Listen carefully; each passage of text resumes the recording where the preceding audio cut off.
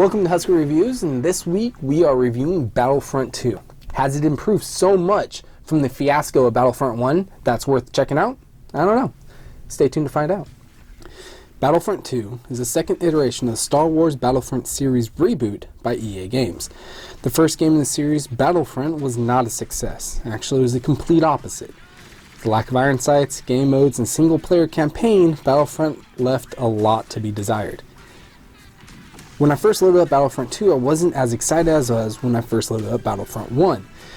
But I should have been. Battlefront 2 gives you everything you missed from the first one and integrates everything you loved from the first one.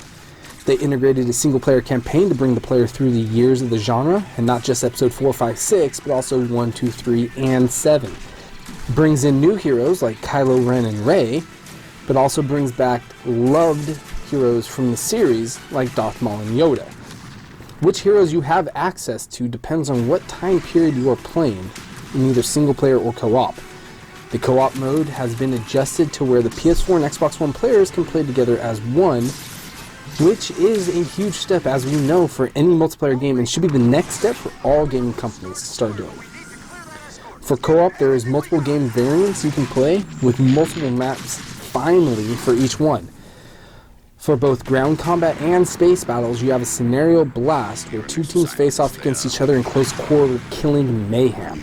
And next scenario strike sends two teams of 8 against each other in objective-based scenarios, where who completes their objective first wins.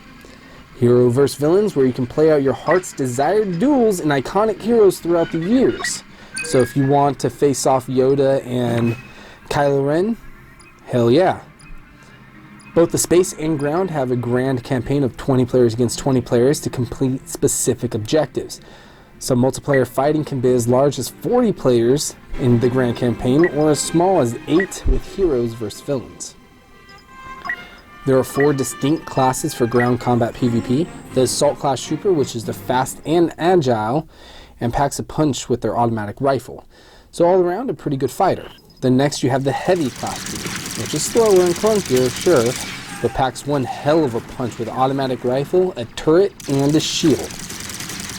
After that, you'll have what the Call of Duty fanboys are gonna love, the Specialist, equipped with a sniper rifle and a camouflage device of swords, which hides you from the enemy radar and gives you a powerful mid-range automatic rifle.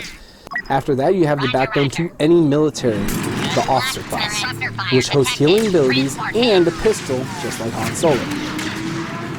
In multiplayer, the company has implemented iron sights by popular demand, and also gave you the ability to earn combat points through the game that are used to purchase the ability to use specific heroes like Kylo Ren and Darth Maul. Also, in the grand campaign, you can choose to be a tank or a plane to better help you team with the objectives.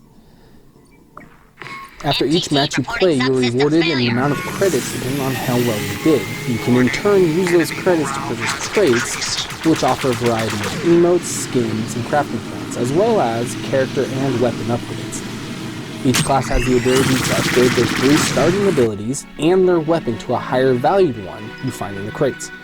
Once your weapon for that class has been upgraded, you can fit a variety of different attachments to it, and you can find those attachments in the crate as well, or you can use crafting materials you find in the crates. The space combat is very much like the ground combat, but has some slight differences.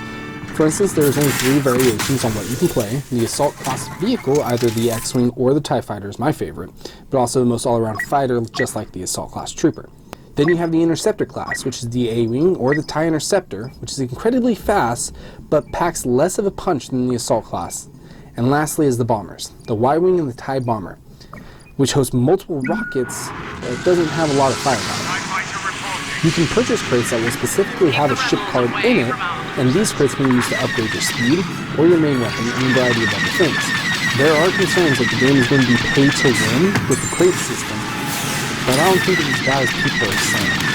Sure, you can purchase crates with better weapons, but that only helps you out so much. If someone is better at FPS than you are, you're gonna die. For instance, if you go up against a pro player who has the basic equipment against a noob with all the best stuff, sorry noob, you're getting roasted. Another example, when I first started playing, I was on the leaderboards every time in space combat because I'm good at it. Even though I was only running with the basic loadouts and there was other people there that had much higher loadouts, I was still winning over them. They must be stopped. Not because of my loadout, but because I was better at the game.